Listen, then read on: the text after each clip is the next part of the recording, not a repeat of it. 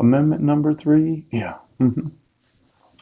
No soldier, yes, shall in time of peace be quartered in any house without the consent of the owner. Yes.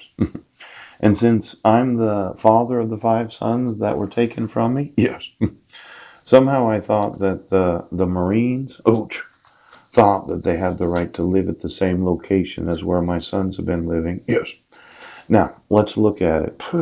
Just a little review. Isn't that right, Teacher Heidi? Yes. On July 8th of 2011, this county issued a protection order. Yes. While I was in jail. Yes. While I was in the jurisdiction of Guam. Now, they didn't give me any notice or opportunity to be heard. Yes. And they didn't actually witness anything that took place on July 2nd of 2011. See, there's this accusation of domestic violence, right? Where the police were called, and approximately a minute later, they arrived at the Guam Airport Hotel. They did a little questioning, yes, and then they put me in the patrol car and they put me in jail. Now, of course, I made a statement of surprise, yes, that we were not arguing that morning. Yes, we were not. But my wife said that any time in the previous 10 years of marriage, yes, you can go to prison for domestic violence. As in, well, I can say, yes, that any time I had an argument during the course of the whole marriage, yes, that justifies. Mhm. As in, domestic violence doesn't have to take place at that day and time. Yes, it could have been a week before. It could have been 2 weeks. Ooch. It could have been a month before. It could have been at any time during the last 10 years. So you issue a protection order, Pooch, without anybody in this state witnessing what took place. Yes.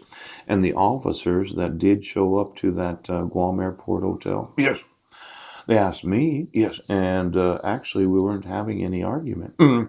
But my wife wanted it to sound like that I was a domestic abuser. Right. So she admitted to the court as evidence, yes, the arrest that took place. Ouch. And then she said he's going to get out of jail and he's going to get back here. Right.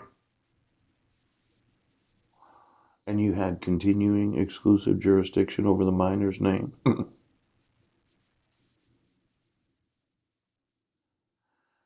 Now listen, Marine.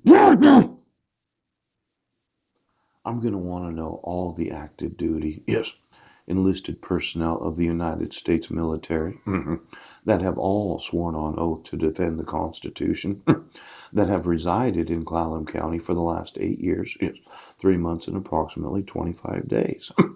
Because if any of you have lived with my sons, yes, without the jurisdiction of the law, yes, without the authority of the Constitution, I'm going to sue the Marines for treason. Do you understand? You have sworn to defend the Constitution of the United States of America.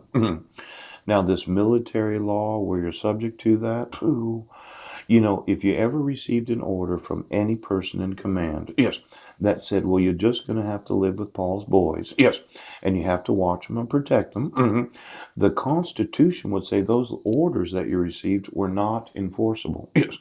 Now, for every individual right now, that issued any order, yes, in the United States military, where you were ordered to violate the Constitution of America,